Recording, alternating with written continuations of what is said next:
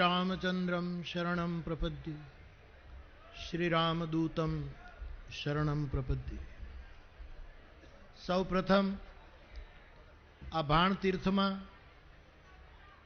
पूज्यपाद भाण साहेबनी जीवंत चेतनाने प्रणाम करीने पूज्यपाद जलाराम बापाने स्मरीने लोहाणा महापरिषदનું આ સંમેલન જ્યારે અહીંયા થઈ રહ્યું છે ત્યારે આ સંમેલનમાં આશીર્વાદ આપવા માટે જેમની ઉપસ્થિતિ છે એવા પૂજ્ય જાનકીદાસજી બાપુ, અન્ય સંતગણ,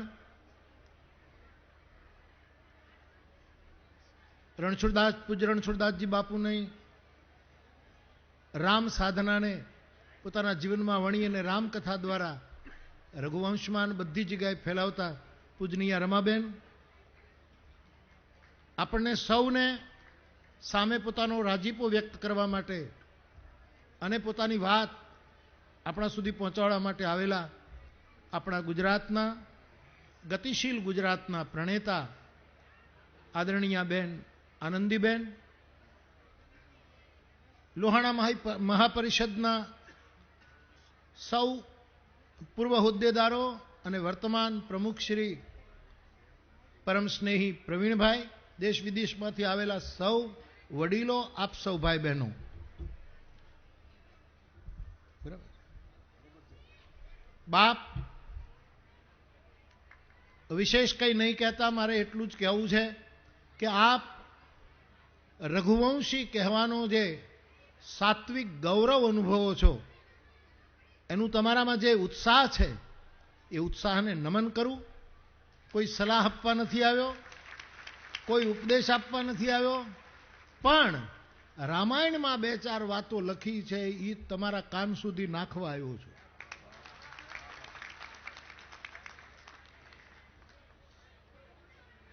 રામાયણમાં રઘુવંશીના સ્વભાવનું ચિત્રણ છે.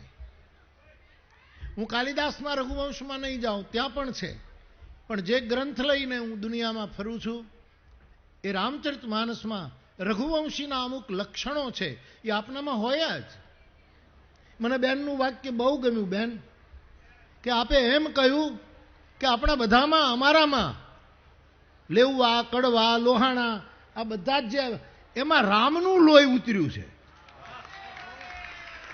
અને જ્યારે રામનું લોહી ઉતરે ત્યારે આપણામાં ક્યાંય હરામ ન આવી જાય એનું ધ્યાન રાખવું જોઈએ. આ મોટી જવાબદારી છે સાહેબ રઘુવંશીઓ. અને હું તમે જેને જે વંશમાં પોતાની જાતને માનો છો ને છો એના ગળા ફાટ ગાયન કરું છું, એટલે મને કાંઈક તમને કહેવાનો અધિકાર છે. અને બાવો 12 વર્ષે બોલે એવું હોતું નથી, એ કહેવતો ખોટી થઈ ગઈ છે. બાવો 12 મહિના બોલતો હોય છે. 2-3 વાતો બાપ. રઘુવંશીનું લક્ષણ ભગવાન રામે કહ્યું જ્યારે જાનકીજી પુષ્પવાટિકામાં આવ્યા. બેને દીકરીઓની કેટલી સરસ વાત કરી. બેન, તમને બહુ બળ મળે મારા બાપ.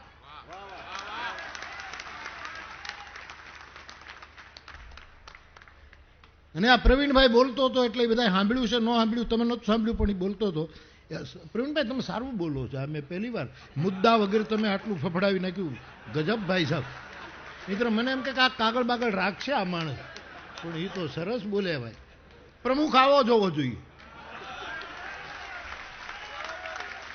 કેટલા માટે કહું છું પ્રમુખ આવો હોવો જોઈએ? કારણ કે બોલે પણ છે અને પ્રચાર વગર એક બીજું વાક્ય બોલ્યા એ મારે કહેવું છે તમને. મેં સાંભળ્યું છે અને મારી હાજરીમાં બોલ્યો છે એટલે ફરવાનો નથી. એમણે આનંદીબેનને પેલો ચેક 5 લાખનો આપ્યો ને ત્યારે કીધું અમે તો પેલા ટોકન આપીએ છીએ. એટલે જથ્થાબંધ બેન કાંઈક આવવાનું છે બહેનોના ફંડમાં, અને ન આવે તો મને કહેજો, મને એક મિસ કોલ મારજો.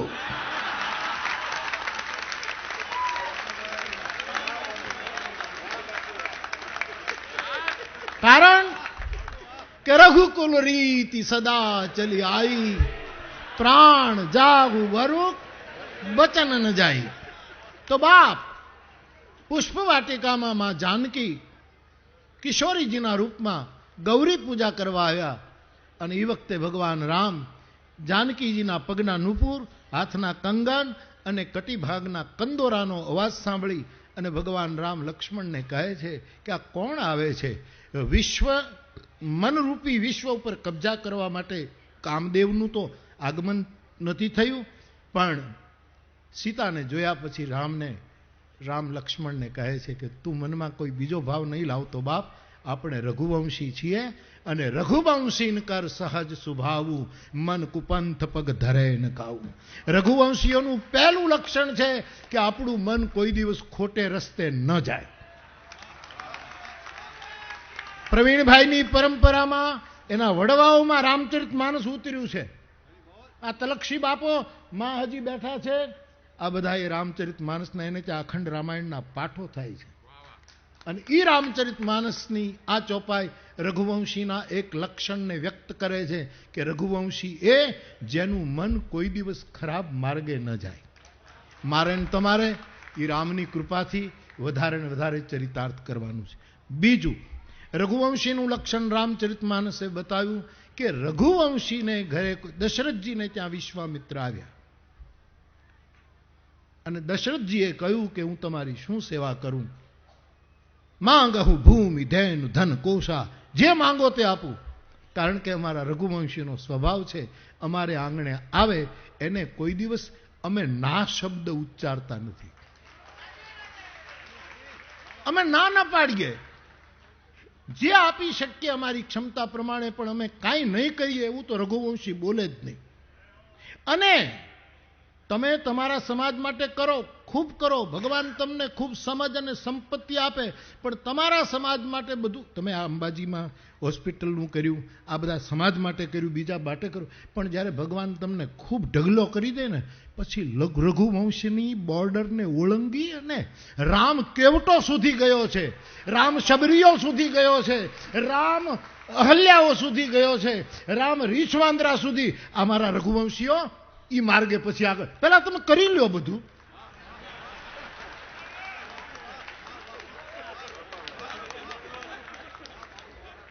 તમારી પ્રવીણતા પ્રમાણે.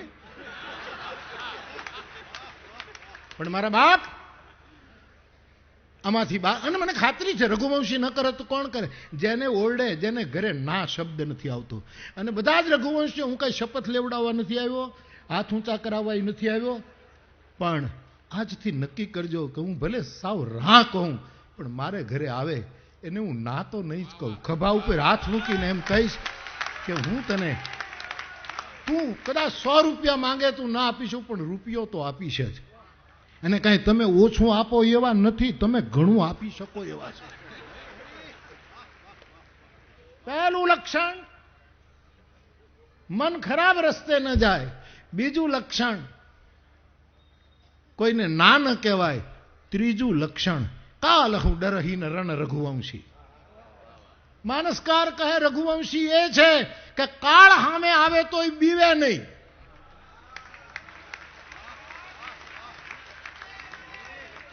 ભગવાન તમને ખૂબ લાંબી દીર્ઘાયુ આપે. પ્રવીણભાઈના 5 વર્ષના કાર્યકાળમાં એના હાથે ઈશ્વર એવા કામ કરાવે કે તલક્ષચંદ બાપાનો આત્મા રાજી થાય, આખો રઘુવંશી સમાજ પ્રસન્ન થાય. સમય તમારી સામે કાપે.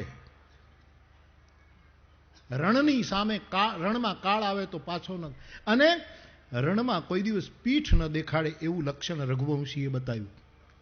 રણ એટલે અહીંયા આપણે હવે યુદ્ધ તો ઈશ્વર આખી દુનિયામાંથી હવે બધું બંધ થઈ જાય તો સારું.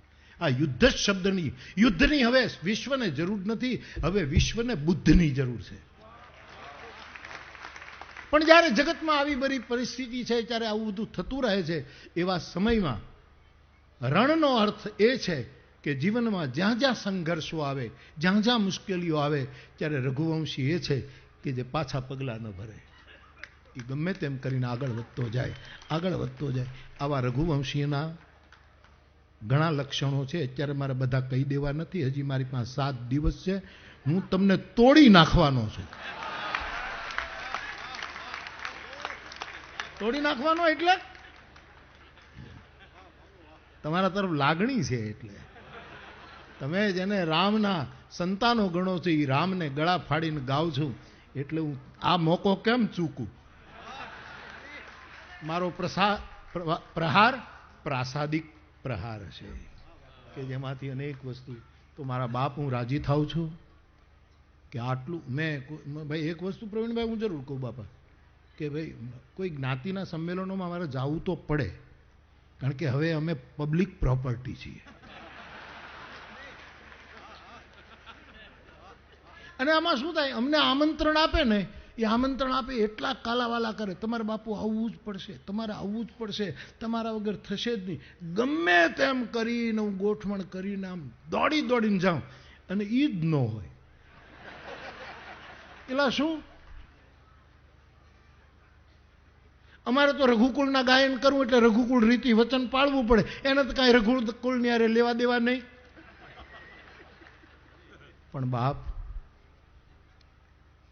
તમારી સાથે આટલો ઉત્સાહપૂર્વક તમારો આખો આ મહાપરિષદ આમ જે લિફ્ટ થઈ રહી છે એને વધારે વેગ મળે એટલે મારે ગણી ગણીને રઘુવંશીઓના લક્ષણ તમારી સામે મૂકવા છે, જેથી કરીને આવતી પેઢી પણ રઘુવંશના ધ્વજને એક એક વ્યક્તિ પાસે રઘુવંશનો માને અંદરનો એક ધ્વજા ફરકતી હોય સાહેબ, અને આખા વિશ્વમાં ધ્વજા ફેરાવે. વિશેષ કંઈ નહીં કહેતા બાપ, મારે આમ તો 6 વાગે બીજે જગાવવાનું હતું, પણ હવે આવું સંમેલન હોય પછી જવાય, રાજી થાઉં છું. એટલે હું આપને એમ કહેતો હતો ઘણી જ્ઞાતિઓના સંમેલનમાં જવાનું થાય, કારણ કે હું તો પબ્લિક પ્રોપર્ટી છું.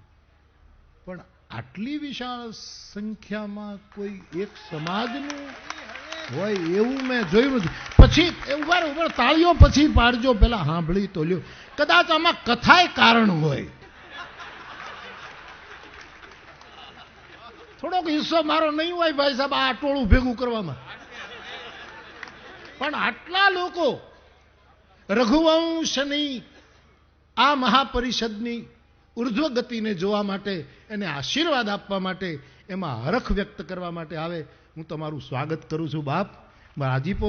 અને આપણા બેન આનંદીબેન, હવે એમાં કંઈ કહેવાની જરૂર નહીં.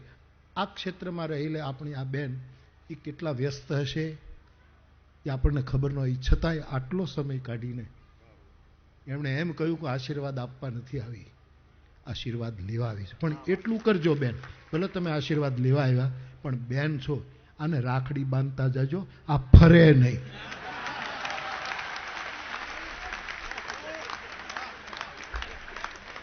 અને બાકી મિસ કોલ મને મારવાનો, તમારી યોજના તમારા ઉપર પાછી. બાપ રાજીપો વ્યક્ત કરું છું, હું તો સાધુ છું, મારી પાસે તો પ્રસન્નતા સિવાય બીજું કંઈ નથી. પ્રવીણભાઈ બહુ રાજી થાઉં છું બાપ. આખા રઘુવંશી સમાજ ઉપર મારી પ્રસન્નતા છે. દેશ વિદેશમાં જ્યાં બેસો ત્યાં રામ ભજન અને રોટલો ભૂલતા નહીં.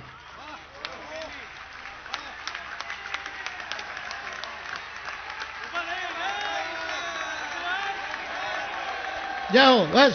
હવે છેલ્લે સાંભળો, હું તો સાધુ છું સાહેબ, પણ હંમેશા કયા કરું કે જ્યારે રામજી મંદિર કે કૃષ્ણ મંદિરની પૂજા કરનારા અમે ગામડાના બાવાજી સાધુ વૈષ્ણવ અમે આરતી કરીએ, આખું ગામ ભેગું થઈ અને પછી ફાળો કરીને અન્નકૂટ કરે બેસતા વર્ષે. મહારાજ કંઈ ન કરી શકે, મહારાજ પાસે શું હોય અન્નકૂટ, એ ગામ ફાળો કરે. પણ મહારાજે ખાલી તુલસીનું પત્ર નાખવાનું હોય એમાં. એ તુલસી નાખે ત્યારે ઠાકોરજી જમે, નહીતર અન્નકૂટ એમને પીડ્યો રહે. એમ લોહાણા મહાપરિષદનો તમે આખો અન્નકૂટ ભરશો સાહેબ, પણ એક સાધુ તરીકે મારે તુલસી પત્ર નાખવું છે એમાં.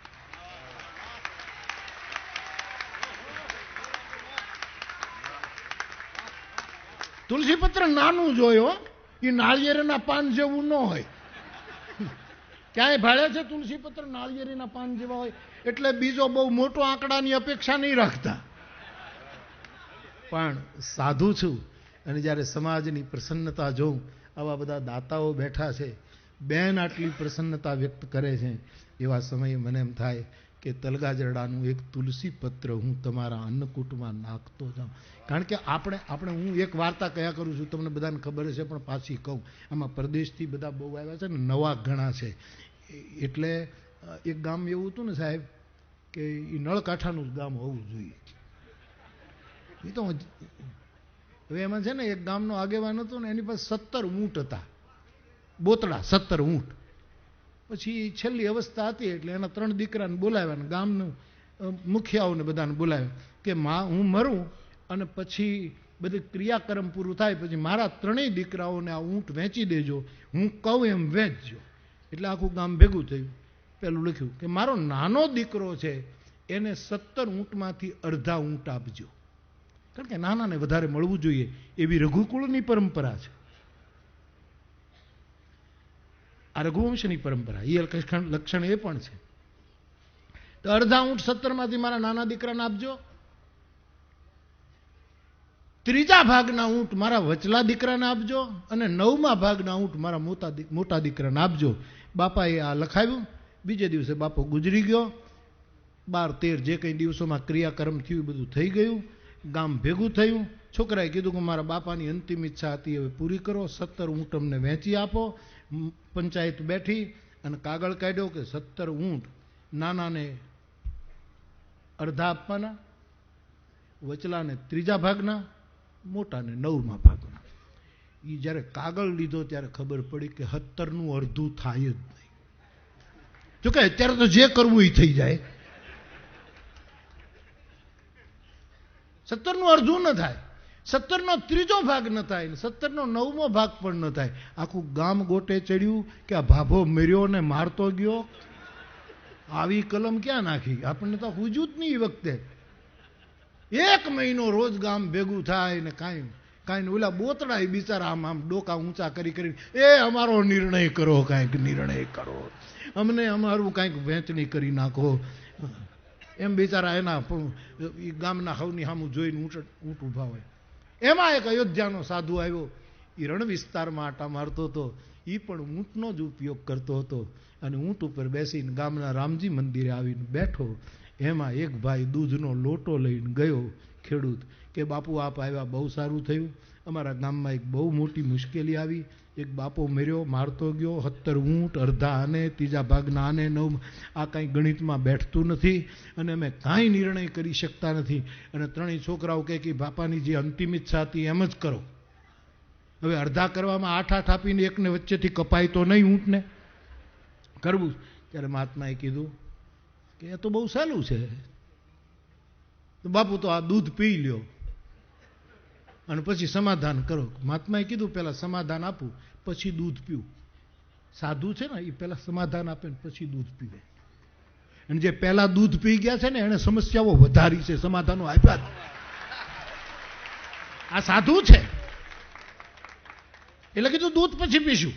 હાલો ગયા, ગામ ભેગું થયું. વાડામાં 17 ઊંટ હતા. આ મહાત્મા પોતાનો ઊંટે લાવ્યો, 17માં ભેળવી દીધો, 18 કર્યા. વેચો હવે. 18ના અડધા 9 નાના દીકરાને આપી દીધા. 18ના 3જા ભાગના 6, 9 ને 6 15 બીજાને આપ્યા. 18નો 9મો ભાગ 2 મોટાને આપ્યા. 9, 6, 15, 2 17. બાવો પોતાનું બોતડું લઈને વયો ગયો, પાછો નીકળી ગયો સાહેબ. એટલે તમને એમ ન થાય કે આ બાવો બોતડું લઈને નીકળી ગયો એટલે તમારા અન્નકૂટમાં તલગાજરડાનું તુલસી પત્ર નાખું છું. 11,000 રૂપિયા હનુમાનજીની પ્રસાદી રૂપ આ તમારા સમાજની સેવા માટે એક તુલસી પત્ર આપ સ્વીકારો એવી પ્રવીણભાઈ અને આપ સૌને મારી વિનંતી. ખુશ રહો બાપ.